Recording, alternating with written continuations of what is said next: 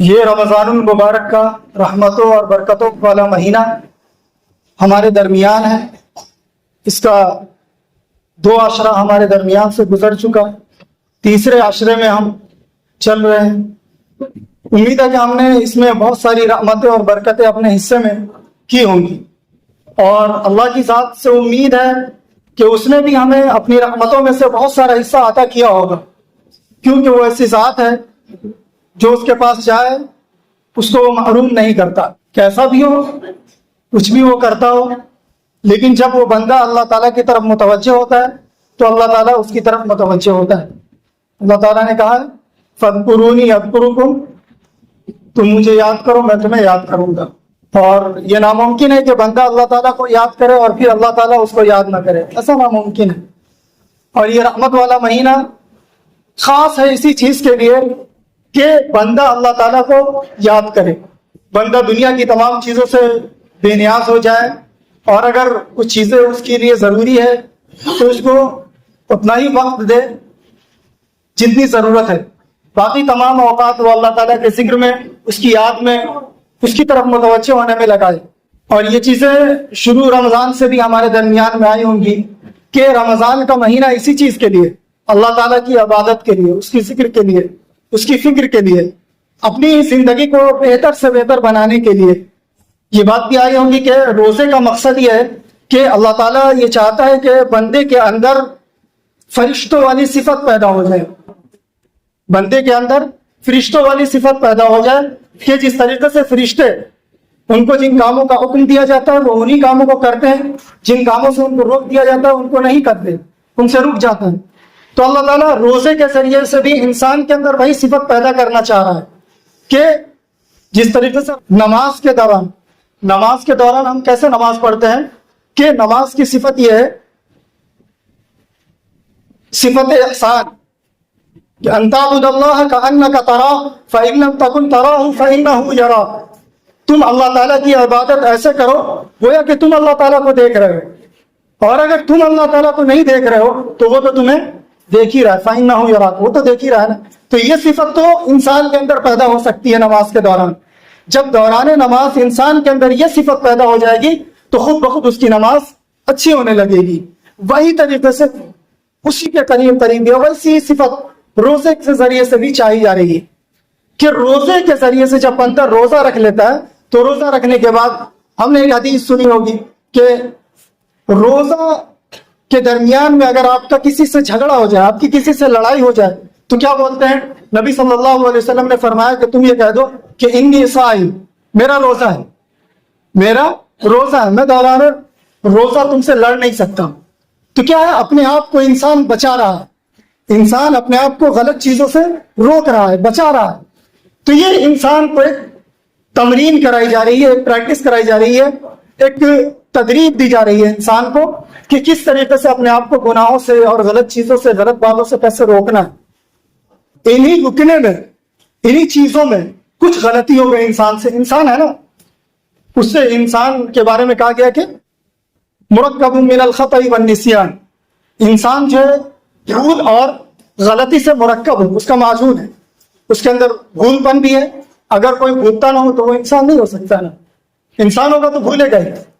اور غلطی انسان کی فطرت میں، انسان سے غلطی ہوگی، لیکن بھولنے کے بعد، غلطی کرنے کے بعد پھر اگر اس کے اندر احساس پیدا نہ ہو تو بھی وہ انسان نہیں ہے، تو بھی وہ انسان نہیں، وہ جانور ہے. جانور اس کے اندر احساس نہیں ہوتا.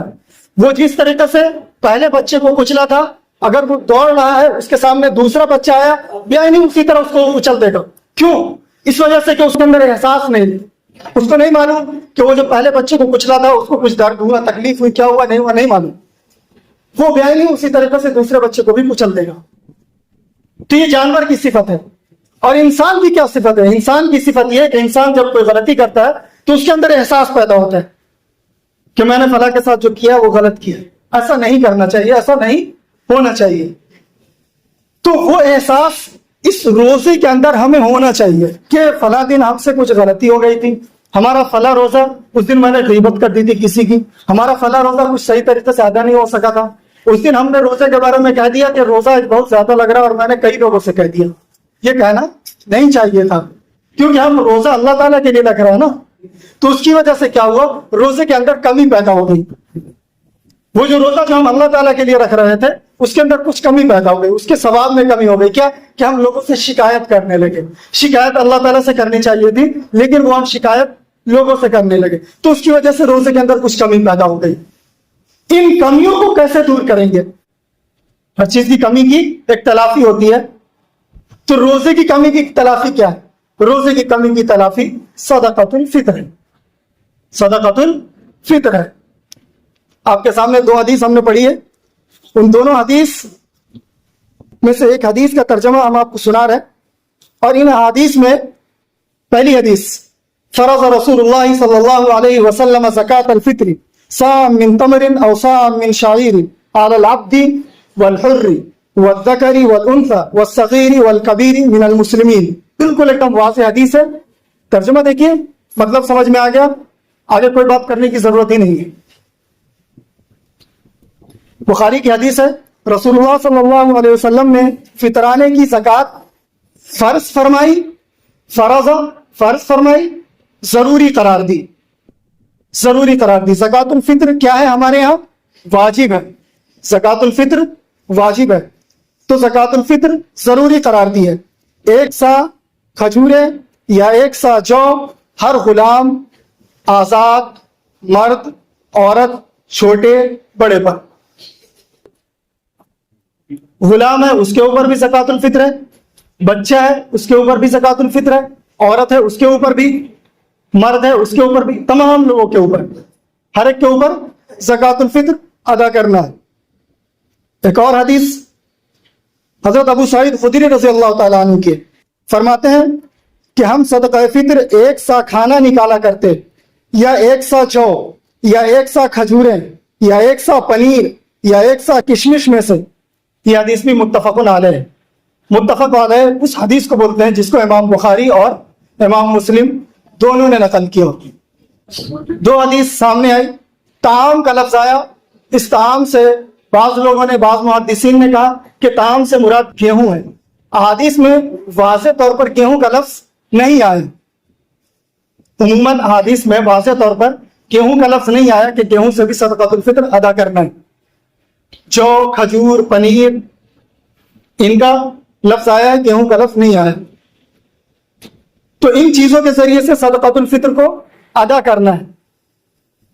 اگر ہم گیہوں سے بھی ادا کر رہے ہیں تو اس کی وجہ محدثین نے یہ بیان کی ہے کہ امیر معاویہ رضی اللہ تعالیٰ عنہ ان کے زمانے میں، یا پھر یہ کہ خود حضرت عمر رضی اللہ تعالیٰ عنہ ان کے زمانے میں گیہوں کا دور جب شروع ہوا تو گیہوں بہت مہنگا تھا.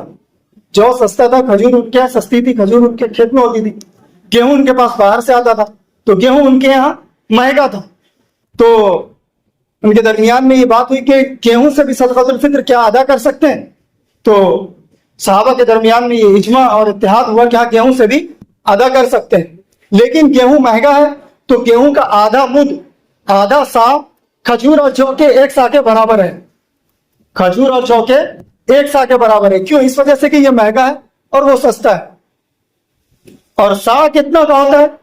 تو 1 سا ہمارے کلو کے حساب سے 3.5 کلو، اور آدھا سا 1.25 کلو اس کا وزن ہوگا. تو جب ہم گیہوں سے صدقۃ الفطر ادا کریں گے تو 1.25 کلو ادا کریں گے، اور جب کھجور، کشمش، جو وغیرہ سے جب ہم ادا کریں گے تو 1 سا ادا کریں گے. یہ صدقۃ الفطر کو ادا کرنا ہے. تو ہمیں 2 چیز معلوم ہو گئے کہ ایک تو یہ کن پر ہے، بچوں پر بھی ہے اور غلام پر بھی ہے. غلام کا کون دے گا؟ غلام کے پاس تو کوئی پیسہ نہیں رہتا نا. اسی طرح بچہ، چھوٹا بچہ، اس کے پاس تو پیسہ نہیں رہتا، اس کا کون دے گا؟ تو جو اس کا سرپرست ہے، غلام کا جو مالک ہے، وہ اپنے غلام کا صدقۃ الفطر ادا کرے گا. جس کا اپنا بچہ ہے وہ اپنے بچے کا ذمہ دار ہے، وہ اس کا باپ ہے، وہ اس کی طرف سے صدقۃ الفطر ادا کرے گا. اس کے ادا کرنے کا ایک وقت بھی ہونا چاہیے. یعنی کبھی بھی کوئی ادا کر دیا، مثلا رمضان کے آنے سے پہلے ایک آدمی اس کے پاس پیسہ ہے وہ ادا کر دیا، اور ایک آدمی رمضان میں نہیں ادا کیا، ایک آدمی رمضان میں نہیں ادا کیا، رمضان کے بعد ادا کر رہا. کوئی وقت ہونا چاہیے نا, تو اس کا وقت کیا ہے؟ تو صدقۃ الفطر کا وقت ہے, یہ عید الفطر کے دن صبح صادق کے وقت واجب ہو جاتا ہے اور عید کی نماز تک اس کا وقت رہتا ہے. یعنی عید الفطر کے دن جب سحری کا وقت ختم ہوتا ہے تو یہ انسان کے اوپر واجب ہو جاتا ہے, اور عید کی نماز ختم ہونے کے بعد انسان کے اوپر صدقۃ الفطر نہیں رہتا. اگر کوئی ادا نہیں کیا تو اس کے لیے قضا کرنا ہے, لیکن وہ قضا جو ہے وہ صدقۃ الفطر نہیں کہلائے گا, وہ واجب صدقہ نہیں کہلائے گا, وہ نفلی صدقہ کہلائے گا. ہم جو بعد میں صدقہ ادا کر رہے ہیں وہ نفلی صدقہ کہلائے گا, صدقۃ الفطر نہیں کہلائے گا. تو اس کا وقت ہے بس صرف یہ متعینہ وقت جو ابھی آپ کو بتایا گیا, اسی درمیان میں ادا کرنا ہے. تو اسی طریقے سے صدقۃ الفطر اس کے حد کا جاننا ضروری ہے کہ ہم کو کب سے کب تک ادا کر دینا ہے. تو یہ صبح صادق کے وقت واجب ہو جاتا ہے اور عید کی نماز تک رہتا ہے. عید کی نماز سے پہلے صدقۃ الفطر ادا کر دینا ہے. اگر کوئی آدمی رمضان میں اس کو ادا کر دیا تو بہت اچھی چیز ہے, کیونکہ صدقۃ الفطر کا جو مقصد ہمارے نبی صلی اللہ علیہ وسلم نے بیان فرمایا وہ یہی مقصد بیان فرمایا کہ دو مقصد اس کے بیان کیا آپ صلی اللہ علیہ وسلم نے. ایک تو یہ کہ وہ انسان کے روزے میں جو غلطی اور جو گناہ اور جو لاغ چیزیں ہو جاتی ہیں ان کو ختم کر دیتا ہے, اور دوسری چیز جو غریب یتیم فقیر مسکین ہے ان کے لیے کھانے کا انتظام ہو جاتا ہے. رمضان کے مہینے میں وہ بھی روزہ رکھتے ہیں, ان کی بھی عید آتی ہے تو ان کو بھی ضرورت پڑتی ہے, ان کو بھی ضرورت محسوس ہوتی ہے. ان کی ضرورت کون پوری کرے گا؟ ان کی ضرورت کون پوری کرے گا؟ اللہ تعالیٰ نے فرمایا من ذا الذی یقرض اللہ قرضا حسنا, من ذا الذی یقرض اللہ قرضا حسنا, کون ہے جو اللہ تعالیٰ کو قرض حسن دے گا؟ اللہ تعالیٰ قرض مانگ رہا, اللہ تعالیٰ قرض مانگ رہا ہے, کون قرض دے گا؟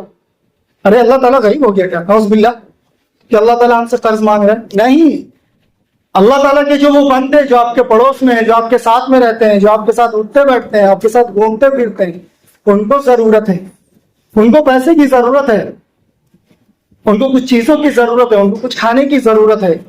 اللہ تعالیٰ حشر کے میدان میں آپ سے پوچھ لے گا کہ میں بھوکا تھا تم نے کھانا نہیں کھلایا, میں پیاسا تھا تم نے پانی نہیں پلایا, مجھے ضرورت تھی تم نے مجھے پوچھا نہیں. بندہ پوچھے گا کہ اللہ تو بے نیاز ہے, تو غنی ہے, تو تو مالک ہے, تو حاکم ہے, تجھے کس چیز کی ضرورت؟ تو اللہ تعالیٰ کہے گا کہ مجھے نہیں, میرے بندے کو ضرورت تھی, میرا بندہ تو میں ہی ہوں جس نے میری ضرورت پوری کی, جس نے میرے بندے کی ضرورت پوری کی اس نے گویا میری ضرورت پوری کی. تو یہ قرض حسن ہے, اس چیز کی ضرورت تھی ہمیں.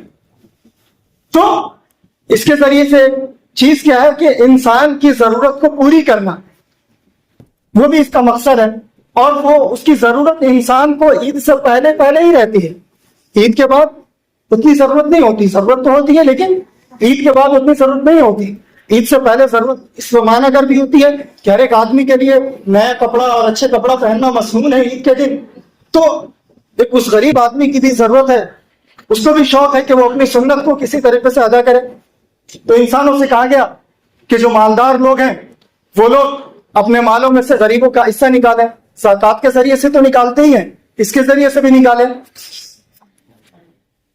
ایک سوچ اسلام کی یہ ہے کہ جب ہمارے اوپر زکات فرض ہوتا ہے نا, زکات جب ہمارے مال کا سال پورا ہوتا ہے تو اس میں ہم اس چیز کو دیکھتے ہیں کہ سونا اور چاندی دونوں چیز ہمارے پاس ہے. جب ہم زکات نکالتے ہیں, ایک نئی چیز میں ایک نقطہ بیان کر رہا ہوں, اس کو سمجھیے پہلے, اس کے بعد ایک اور چیز بیان بتاؤں گا آپ کو کہ جب ہم زکات نکالتے ہیں تو زکات نکالنے کے وقت ہم یہ دیکھتے ہیں کہ سونا اور چاندی دونوں کو ہم ملاتے ہیں اور دونوں کی قیمت نکالتے ہیں.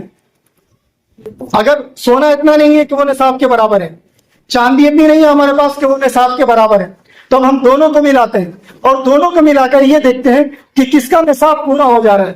سونے کا تو وہ تو ملا کر ہو سکتا ہے, اور ممکن ہے کہ چاندی سستی ہے تو دونوں کو ملانے کے بعد چاندی کا ہی نصاب ہے. سونا اور چاندی دونوں کو ملائے تو چاندی کا نصاب, چاندی کا نصاب میرے خیال سے تقریباً ابھی 50,000 کے اندر ہوگا. اگر ہم اپنی چیزوں کو اپنی یعنی سونے اور چاندی کو اکٹھا کریں گے تو چاندی کے برابر ہمارا نصاب ہو جائے گا.